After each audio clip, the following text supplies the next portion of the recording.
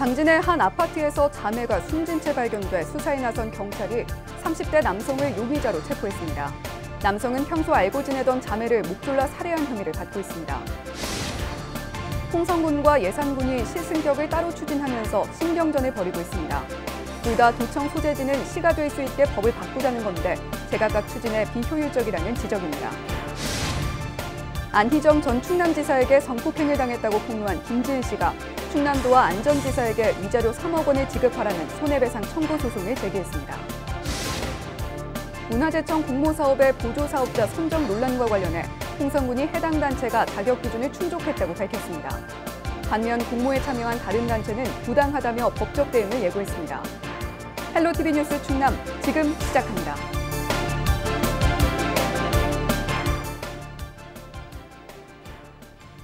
여러분 안녕하십니까? 헬로티비 뉴스 충남입니다. 당진에서 자매를 차례로 살해한 용의자가 경찰에 붙잡혔습니다. 평소 자매와 알고 지내던 30대 남성으로 동생을 먼저 살해한 뒤 언니까지 살해한 혐의를 받고 있는데요. 취재기자 전화 연결돼 있습니다. 네, 한범호 기자, 자세한 내용 전해주시죠. 네, 자매가 숨진 채 발견된 건 지난 1일입니다. 30대 자매는 당진 송산면의 한 아파트에서 각각 다른 집에 살고 있었는데요. 자녀들과 연락이 닿지 않는다는 부모의 신고를 받고 출동한 경찰이 각자 자신의 집에서 숨진 자매를 발견했습니다. 수사에 나선 경찰은 용의자로 33살 A씨를 2일 오후 긴급 체포했습니다. 네, 경찰이 용의자를 상대로 조사를 하고 있는데 사건의 윤곽이 어떻게 좀 드러나고 있습니까? 경찰 조사 결과 A씨는 자매와 평소 알고 지내던 지인인 것으로 파악됐는데요. 사건이 발생한 건 지난달 26일입니다. A씨는 자매 중 동생의 집에서 동생과 술을 마시다 다툰 후 목을 졸라 살해했는데요. 이후 같은 아파트에 사는 언니가 신고를 할까 두려워 언니 집을 찾아가 언니까지 살해한 것으로 조사됐습니다. 경찰은 정확한 사인을 밝히기 위해 국과수에 시신부검을 의뢰했고 A씨에 대해 구속영장을 신청할 방침입니다. 네, 계속해서 다음 소식 살펴보죠. 안희정 전 충남도지사에게 성폭행을 당했다고 폭로한 김지은 씨가 안전지사와 충남도를 상대로 손해배상 소송을 제기했다고요. 네, 김지은 씨 측은 서울중앙지법에 안전지사와 충남도를 상대로 손해배상 청구 소장을 제출했습니다. 소장에는 위자료 3억 원을 지급하라는 내용이 담겼습니다. 김 씨 측은 안전지사의 범행으로 인한 정신적 피해, 또 재판 과정에서 입은 2차 피해를 호소한 것으로 전해졌습니다. 김 씨 측은 또 국가배상법에 따라 충남도에도 배상 책임을 물었습니다. 성범죄가 직무 수행 중 벌어졌다는 이유를 든 것으로 알려졌습니다. 이와 관련해 충남도 관계자는 법원 등으로부터 접수한 내용이 아무것도 없어 별다른 대응은 하지 않고 있다고 전했습니다. 안전지사는 수행비서인 김 씨를 10여 차례에 걸쳐 성추행과 성폭행한 혐의 등으로 재판에 넘겨졌는데요. 지난해 9월 대법원은 안전지사에게 징역 3년 6개월 선고를 최종 확정했습니다. 네, 앞으로 또 어떻게 전개가 될지 지켜봐야겠습니다. 지금까지 보도국 한범호 기자였습니다.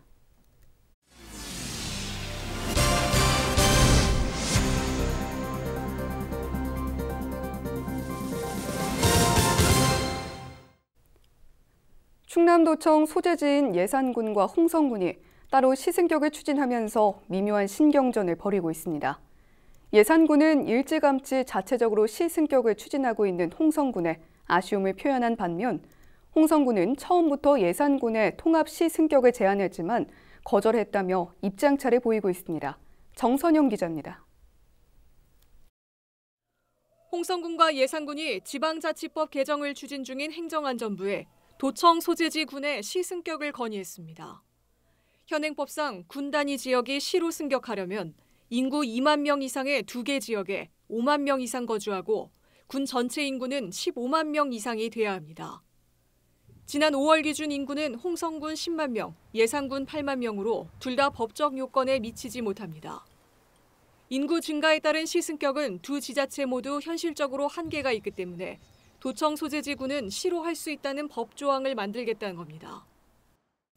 현재 충남도청 주소는 홍성군 홍부급이지만 관련 조례에는 충남도청 소재지는 홍성군 홍부급과 예산군 삽교읍으로 명시돼 있어 넓은 의미에서 두 지자체 모두 해당됩니다. 일찌감치 시승격을 추진했던 홍성군에 비해 그동안 소극적이었던 예산군도 이번에 명확한 입장을 밝혔습니다.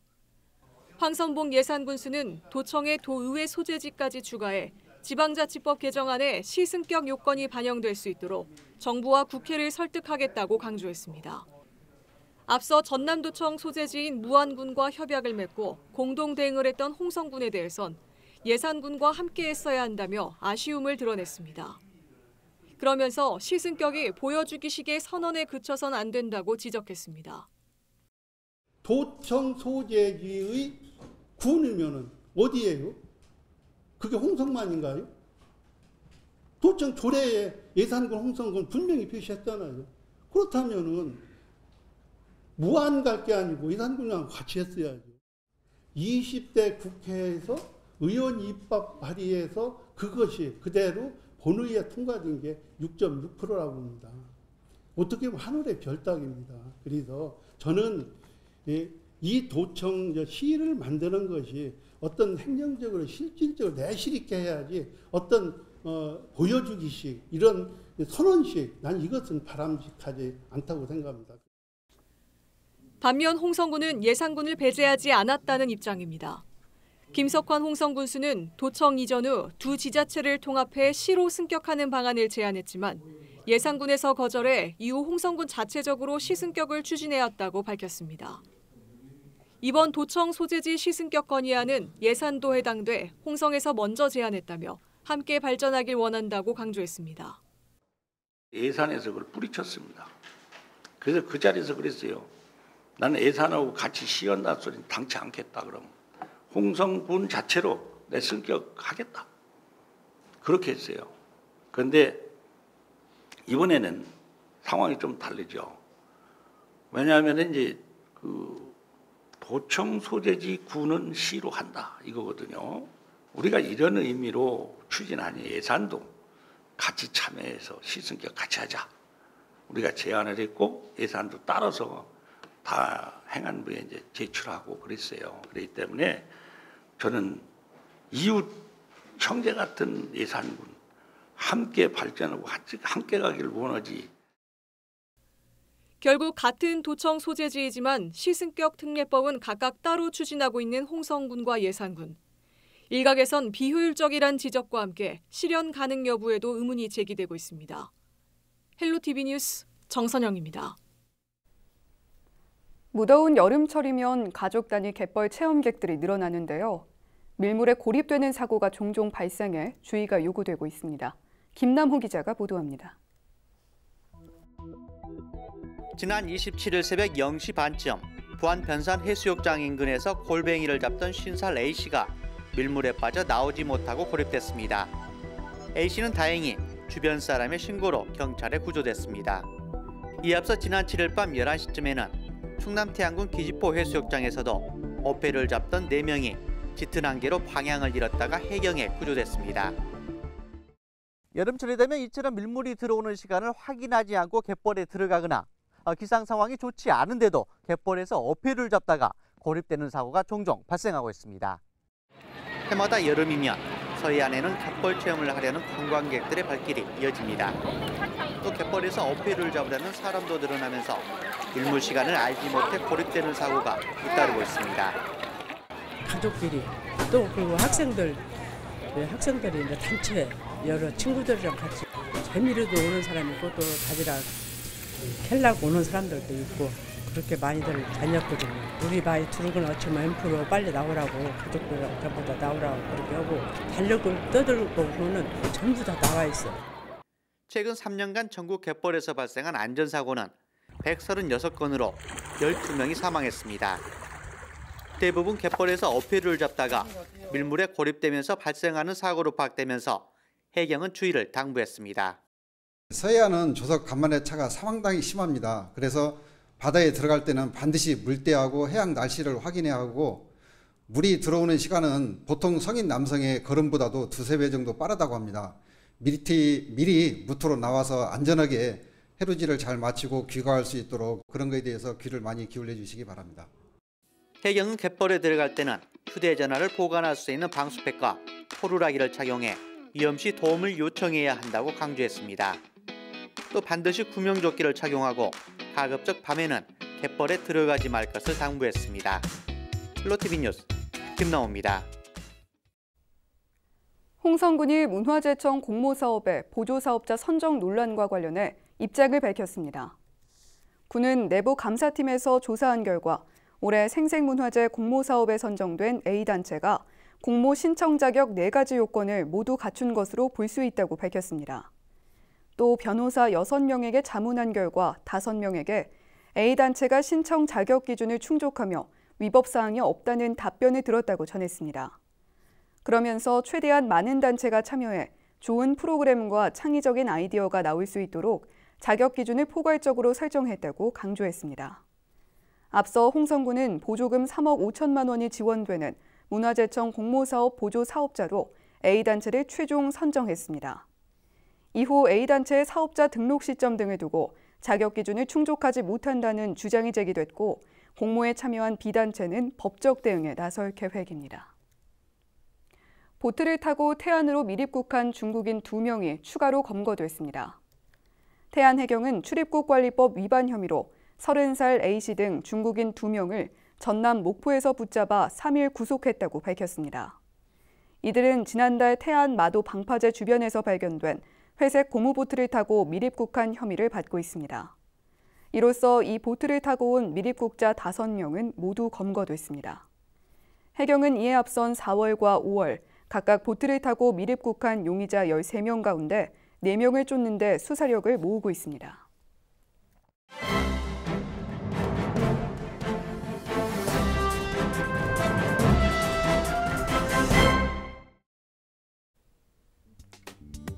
신문브리핑 충청투데이 기사입니다. 충남도가 서산 오토밸리 산업단지 폐기물 처리장의 영업 범위를 단지 내 폐기물 처리로 규정하고 민관협의체를 통한 공공운영 방안 등 해법 모색에 박차를 가하고 있습니다. 이는 최근 사업자와 금강유역환경청 간 행정소송에 대한 법원의 1심 판결에 따른 것으로 항소 등 향후 재판에서 판결이 뒤집히지 않는 한 도는 기조를 유지하겠다는 입장입니다. 지난 30일 서산 오토밸리 매립시설 민관협의체는 도내 폐기물 발생 처리 현황 분석, 산폐장 공공운영 관리 법령 및 제도 개선, 갈등 사례 해소, 주민 지원 방안, 공공운영 방식, 조직체계, 지자체 역할 등 분야별 연구 방향을 제시했습니다. 또 이달 중 수도권 매립지를 대상으로 선진지 사전 답사를 진행할 예정이며 이를 통해 수년간 지속된 갈등을 해소하고 지속 가능한 해법을 마련하겠다는 판단입니다. 앞서 지난달 24일 대전지법 제1행정부는 산폐장 사업자인 서산 EST가 금강유역환경청을 대상으로 제기한 행정소송을 두고 금강청에 손을 들어줬습니다. 2014년 서산 EST는 충남도로부터 단지 내 폐기물만 처리하는 조건으로 산단 지정 변경 및 실시계획 변경 승인을 받았고 서산시와도 동일한 조건으로 포함해 입주 계약을 체결했습니다. 그러나 2년 뒤 금강청의 적합통보 승인 과정에서 영업구역을 산단 인근까지 넓혀 제출했고 이후 금강청은 승인 내용이 충남도 등과 다르자 행정 불일치를 사유로 적합통보 취소 처분을 내렸습니다. 이에 서산 EST는 처분에 대한 행정소송을 제기했고 감사원 역시 폐기물 처리시설 촉진법만을 바탕으로 도와 서산시가 영업구역을 제한한 것은 부적절하다고 지적하자 충남도는 관련 조건을 삭제했습니다. 하지만 법원은 폐축법뿐만 아니라 입주계약, 관리기본계획 등까지 살핀 결과 영업구역을 제한할 수 있다는 판단을 내렸고 서산 EST는 항소를 준비 중인 것으로 전해졌습니다. 서산 EST가 향후 소송 절차에서도 패소할 경우 사업 자체가 전면 취소되는 것은 아니지만 서산시가 입주계약상 영업구역 제한 조건을 유지하고 있는 만큼 단지 내 폐기물만을 처리하게 됩니다. 충남도 관계자는 서산 산폐장 문제와 관련해 관계 법령과 제도에 문제가 없는지 여부도 살필 것이라며 다만 사업자가 항소를 준비해 남은 재판 결과도 지켜봐야 할 것이라고 설명했습니다. 지금까지 신문브리핑이었습니다.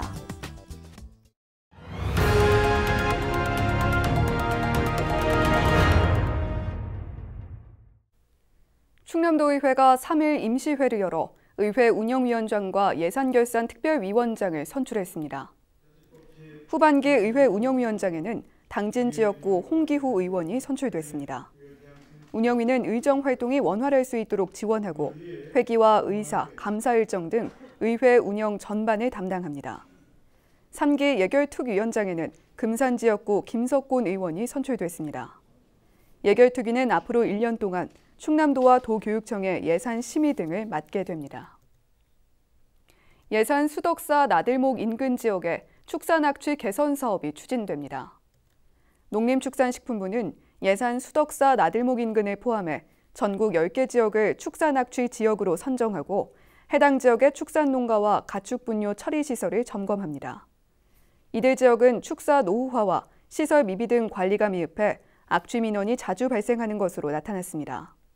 농식품부는 악취 개선을 위한 기술적인 지원을 제공하고 지자체 중심으로 축산 악취 개선 활동을 강화할 방침입니다. 주말인 4일 홍성군과 보령시, 서천군 해상에서 음주운항 특별 단속이 진행됩니다. 보령해양경찰서는 낚싯배와 레저보트 등의 음주운항을 단속한다고 밝혔습니다. 단속 대상은 남당항과 대천항, 오천항 등으로 입항 출항 때와 해상에서도 선장 음주 여부에 대한 단속이 진행됩니다.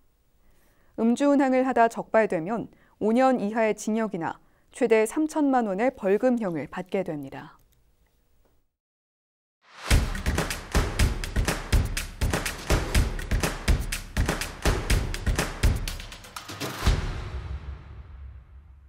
충남도가 일회용품 사용 근절을 위한 대책 마련에 나섰습니다.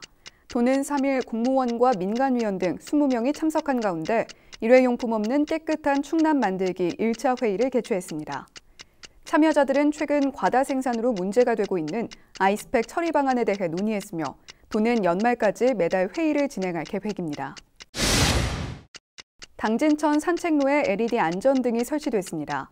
당진시는 채운동 탑동교에서 대덕동 대덕 4교까지 야간 보행 안전이 취약한 구간에 안전등을 설치했는데요. 그동안 산책로 일부 구간에서는 무단 소각이나 음주 등으로 시민들의 민원이 제기돼 왔었습니다. 예산군 보건소가 아동 청소년을 대상으로 심리치료 프로그램을 운영합니다. 프로그램은 음악과 미술 분야로 매주 월요일과 수요일 그룹 방식으로 진행되는데요. 개별 치료가 필요한 아동에게는 12번에 걸친 치료 프로그램이 따로 제공됩니다. 참여를 희망하는 주민이나 기타 자세한 사항은 예산군 보건소로 문의하면 됩니다. 홍성군 홍부급 새마을 부녀회가 독거 어르신들에게 140만 원 상당의 쌀을 전달했습니다. 김신화 회장은 코로나19로 어렵게 생활하고 있는 어르신들에게 따뜻한 마음을 전하고 싶었다며 소감을 전했는데요. 홍부급 부녀회는 매년 초복에 경로잔치를 개최하는 등 나눔 활동을 활발히 실천해 오고 있습니다. 지금까지 25초 뉴스였습니다. 날씨와 생활입니다. 토요일 충남 지역은 맑다가 저녁부터는 구름이 많아지겠습니다. 전국 대기순환이 원활해 미세먼지와 초미세먼지 농도는 보통 수준을 보이겠습니다. 토요일 아침 최저 기온은 15도, 낮 최고 기온은 28도로 예상됩니다. 자세한 우리 지역 날씨입니다. 아침 최저 기온은 청양 15도, 당진은 17도, 서산, 태안, 홍성과 예산은 18도로 예보됐습니다. 한낮 기온은 당진, 태안이 27도, 서산, 홍성, 예산과 청양은 28도까지 오르겠습니다. 다음으로 생활지수입니다. 토요일 충남 지역은 맑다가 저녁부터는 구름 많아지겠는데요. 빨래는 자연 건조하시고요. 세차 효과가 길지는 않으니까요. 외부만 간단히 닦으시는 게 좋겠습니다. 맑은 날씨만큼 자외선도 강한 편입니다. 야외 활동 시간 길어지지 않도록 신경 쓰시길 바랍니다. 이어서 주간 날씨 살펴봅니다. 이번 주간에는 맑은 날을 보기 힘들겠습니다. 주말인 일요일에는 흐리겠고 다음 주 화요일부터는 비가 이어지겠는데요. 다만 대기 상태가 불안정해 예보가 달라질 수 있으니까요. 기상정보 계속 참고해 주시기 바랍니다. 이어서 우리 지역 바다 날씨 살펴봅니다. 토요일 서해 중부 해상 오전에 맑다가 오후에는 구름 많겠고 서해 남부 해상은 종일 구름이 많이 지나겠습니다. 바다의 물결은 서해 중부와 서해 남부 0.5m로 잔잔하게 일겠습니다. 지금까지 기상정보였습니다. 헬로티비 뉴스 충남, 오늘 저희가 준비한 소식은 여기까지입니다. 저희는 언제나 지역 주민 여러분 곁에 있겠습니다. 함께해 주신 여러분 고맙습니다.